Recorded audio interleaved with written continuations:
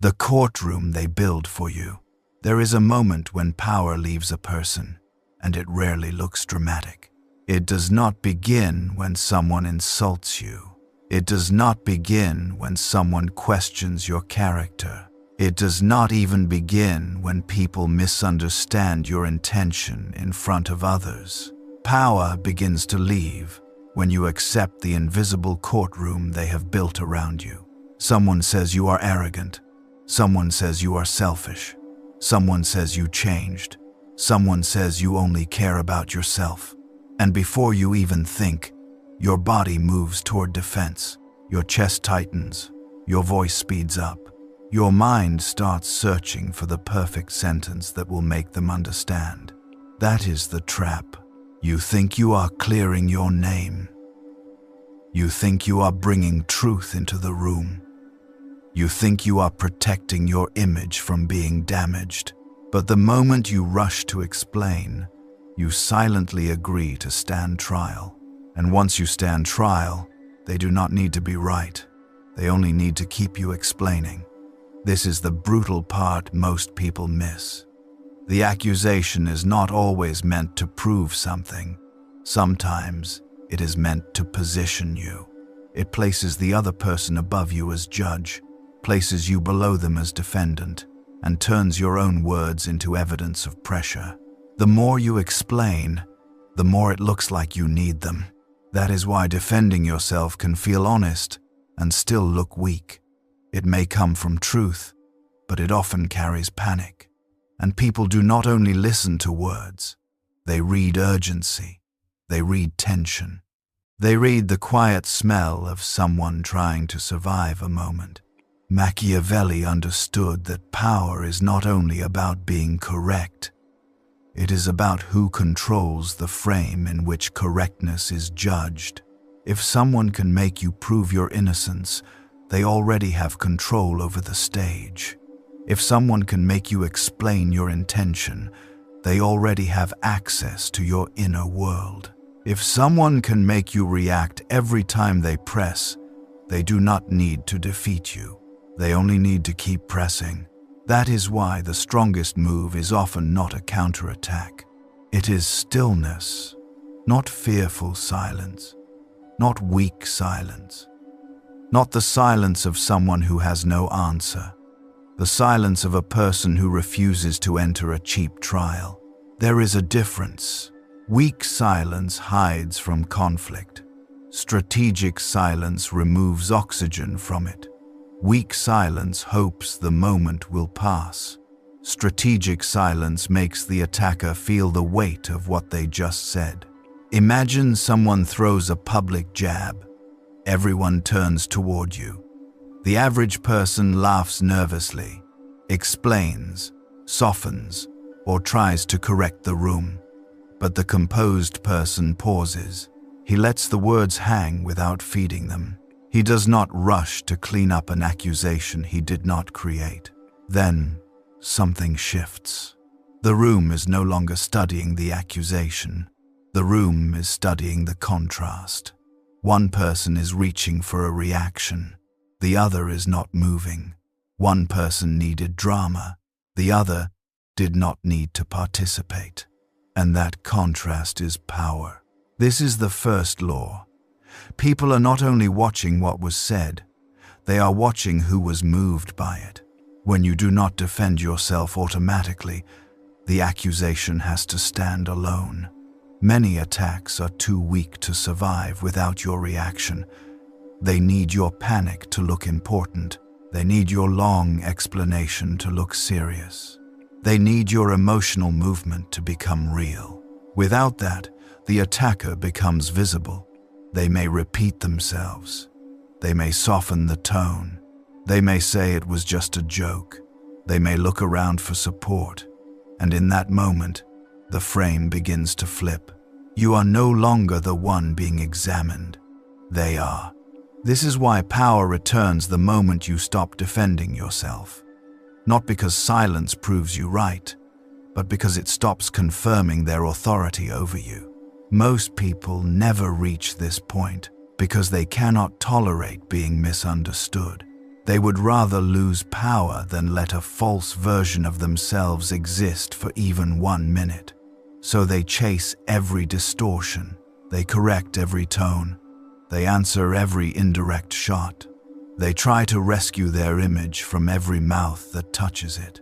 But that rescue mission becomes slavery. If your peace depends on everyone understanding you correctly, then anyone can disturb you by misunderstanding you on purpose. That is the wound beneath unnecessary defense. It is not only about reputation, it is identity panic. A private fear that if someone names you wrongly, you must immediately fight your way back into existence. But a powerful person does not treat every false opinion like an emergency. He understands that not every voice deserves access. Not every accusation deserves oxygen. Not every question deserves the dignity of an answer. Sometimes the strongest response is a pause that says, without words, "I do not accept your authority to define me." That pause is not empty. It is a boundary. And once you learn to hold it, people feel the difference. They may not like it. They may even call it cold. But they know they cannot move you as easily as before. That is where power starts to return. Not when they approve of you. When their approval stops controlling your nervous system. This does not mean you become cruel. It means you become selective. You stop confusing honesty with exposure. You stop treating pressure as a command. You stop handing your deepest explanations to people who only wanted proof that they could disturb you. Because the person who must be understood by everyone will eventually be controlled by anyone. The person who can remain calm while being misunderstood becomes difficult to govern. And difficulty, in the world of power, is protection. That is the first doorway out of the courtroom they built without your permission. The frame flips when you stop moving. The deeper game is not silence by itself. Silence is only powerful when it protects the frame. A person can be silent because he is afraid. A person can be silent because he is ashamed. A person can be silent because he has no control and hopes the room will forget him. That kind of silence does not create power. It creates suspicion. But there is another kind of silence. It is calm. It has posture. It does not look away. It does not shrink. It does not beg the room to be gentle. It simply refuses to react from the wound. That silence makes people nervous. Because most attackers expect a pattern. They expect you to defend. They expect you to over-explain. They expect you to prove that their words entered your body.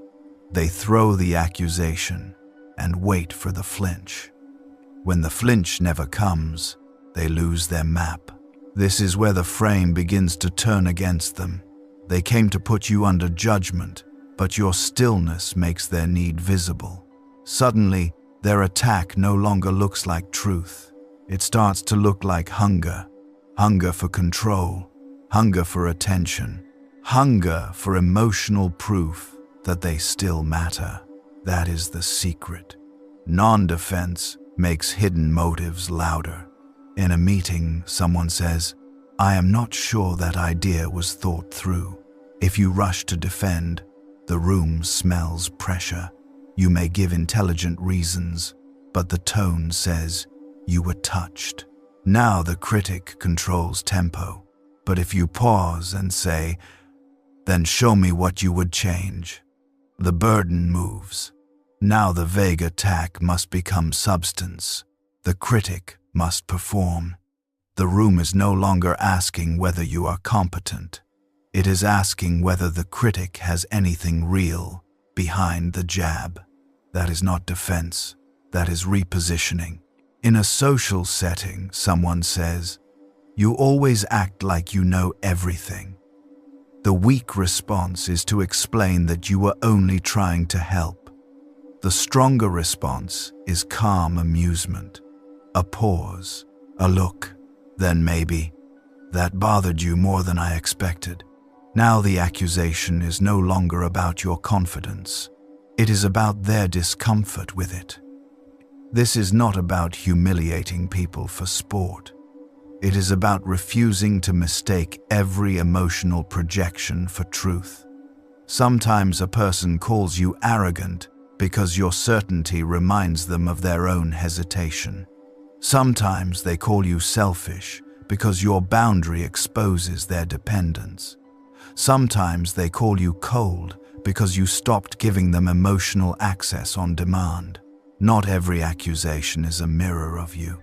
Some are confessions from them, and if you defend too quickly, you miss the confession. You become so busy proving you are not what they said that you never ask why they needed to say it. This is why short answers can be more powerful than long explanations. Interesting. That is your interpretation. I see it differently. Think what you want. These are not magic phrases. They work only when they come from real composure. If you say them with trembling resentment, they become costume. But if you say them from stillness, they close the door. They do not invite cross-examination. They do not ask to be believed. They simply end the scene. The attacker wanted a debate. You gave them a wall. And walls make desperate people reveal themselves. This becomes even sharper online. A comment, a post, a message, a public call-out. The digital world rewards reaction because reaction creates spectacle. If you write a long defense, people may not even care whether it is true. They care that you were pulled into the arena. Online, your explanation can become the proof that the attack had power. That is why the higher move is not always to answer the claim. Sometimes it is to reframe the energy. Not, I am not toxic. That still accepts the label. Instead, people call you dangerous when they cannot control you. That sentence does not defend. It changes what the accusation means. This is where the opponent's best idea and the deeper idea meet. The goal is not to prove innocence. The goal is to stop letting hostile people decide what must be proven. Because the more you chase innocence, the more guilty the chase appears. The more you beg to be understood, the more dependent you look. The more you try to clean your image in front of people who enjoy dirtying it, the more you make their hands important, and that is the real loss. A powerful reputation is not built by answering every attack. It is built by showing people that attacks do not automatically summon you. You speak when speech changes position. You stay silent when silence exposes weakness. You redirect when the question is a trap. You leave when the entire conversation exists only to lower you. This is strategic defense, not emotional defense, not panic defense, not the wounded need to say one more sentence. Strategic defense is controlled movement. It is speech used like a blade, not like a bandage. Most people use words to stop pain. The strategist uses words to shift power. And when words do not shift power, he does not spend them. That restraint creates uncertainty. People begin to wonder what you noticed, what you know, what you chose not to say. They begin to fill the silence with their own imagination. And human imagination often gives more power to what is withheld than to what is explained. Mystery is not pretending to be deep. Mystery is what remains when you stop over-disclosing yourself to people who have not earned clarity. This is the second law. The less you perform your innocence, the more others begin to question the accusation. But it requires discipline. You must let the first discomfort pass. You must survive the urge to explain. You must allow the room to breathe before you fill it with words. Most people lose in that first second. They cannot stand the pressure. They rescue the attacker from silence by giving them a reaction. They make the moment easier for everyone else and weaker for themselves. But if you hold still, even briefly, the room changes. And once the room changes, power is no longer running away from you. It is walking back when your existence becomes the defense. The final level is not learning how to win arguments. It is becoming the kind of person who no longer needs to enter most of them. At first, you stop defending yourself to regain control in a moment. Later, you realize the moment was never the whole problem. The deeper problem was the life you built around being understood. You explain before people ask. You soften before people react. You prepare answers for judgments that have not even arrived. You walk through the world carrying invisible courtrooms in your mind, ready to prove you are good, fair, loyal, honest, intelligent, harmless. And while you think you are protecting your image is controlling you. That is the prison. The person addicted to being understood is never free. He can be disturbed by a look. He can be pulled by a rumor. He can be captured by one sentence from someone who does not even know him deeply. His identity is not in his hands. It is scattered across every opinion he is trying to manage. This is why unnecessary defense becomes psychological debt. You owe an explanation to people who never earned one. You owe emotional labor to people who use confusion as leverage. You owe your peace to every voice that knows how to question your name. And the debt never ends. If you defend one accusation, another appears. Too quiet, too distant, too confident, too changed, too hard to read, too ambitious, too selfish, too calm. The world can always invent a new charge. So the higher move is not to win every trial. It is to leave the courtroom. This is where Machiavellian restraint becomes more than a tactic. It becomes identity. You stop living in defense and begin living in definition. You define your tone. You define your access. You define your silence.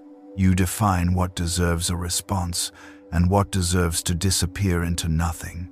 That is not arrogance. It is ownership. People may call it cold because they benefited from your warmth being uncontrolled. They may call it pride because they preferred you explainable. They may call it avoidance because your absence no longer feeds their drama. Let them. Some people only call you difficult when you stop being easy to move. That line will divide people because it touches the part of them that still wants approval from those who disturb them. But power does not return while you are negotiating with every voice that reduces you. Power returns when you stop asking the wrong people to confirm the right version of you. This is the deepest wound beneath defense. The need to be seen accurately by people who are committed to seeing you conveniently. They do not need the full truth. They need a version of you that serves their emotion. If they feel small, they may need you arrogant. If they feel abandoned, they may need you selfish. If they feel unable to control you, they may need you dangerous. Your explanation cannot always defeat a version of you they are emotionally invested in. That is why silence can be mercy toward yourself. It saves you from trying to persuade people out of the story they prefer. And when you stop persuading, something changes inside you. Your nervous system stops treating every misunderstanding like an emergency. Your words become fewer because your center becomes stronger. You no longer answer from panic. You answer from choice. Some moments deserve clarity. Some deserve a short boundary. Some deserve absence. The weak cannot tell the difference because urgency controls them. The powerful can, because they have learned to let discomfort exist without obeying it. This is the final reversal. At the beginning, you thought silence would make you look guilty. Then you learned that over-explaining can make you look smaller. Then you saw that non-defense can expose the attacker. But the last truth is heavier than all of that. When you stop defending yourself, you do not only change how others see you, you change who has authority inside you. You no longer let every accusation become a command. You no longer let every misunderstanding become a crisis. You no longer let every hostile interpretation drag you into emotional labor. Your existence becomes the defense. Not because everyone believes you, they will not. Not because everyone respects you, they may not. Not because every lie disappears. Some lies travel farther than truth ever should. But because you remain intact, and intactness is rare. A person who remains whole under accusation becomes difficult to manipulate. A person who can be misunderstood without collapsing becomes difficult to own. A person who can be silent without shrinking becomes difficult to defeat.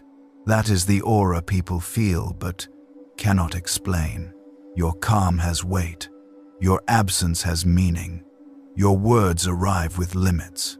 Your silence no longer looks empty. It looks chosen. Then the crowd shifts, not all at once. Slowly. They notice who keeps pushing. They notice who keeps explaining. They notice who looks hungry for reaction. They notice who has not moved. And sometimes, without you asking, others begin to defend what you refuse to defend. That is the paradox. When you stop arguing for yourself, the room can finally see the argument clearly. When you stop chasing approval, people can feel your authority. When you stop performing innocence, the accusation has to survive without your fear holding it up. Many attacks die there. The rest reveal who sent them. So the next time someone questions your worth, your intention, your character, pause before you enter the old pattern. Do not rush to rescue your image from someone who may only want access to your reaction. Let the words stand. Let the silence test them. Let the room feel the difference between noise and command. Then choose. Speak if speech shifts power. Stay silent if silence protects it. Walk away if the entire frame was built to reduce you. But do not defend from the wound. Do not explain because panic asks for one more sentence. Do not hand your identity to people who only feel powerful when you feel uncertain. The moment you stop defending yourself, power returns because you stop living as someone on trial. You become the one thing they cannot control. A man who no longer answers to the courtroom.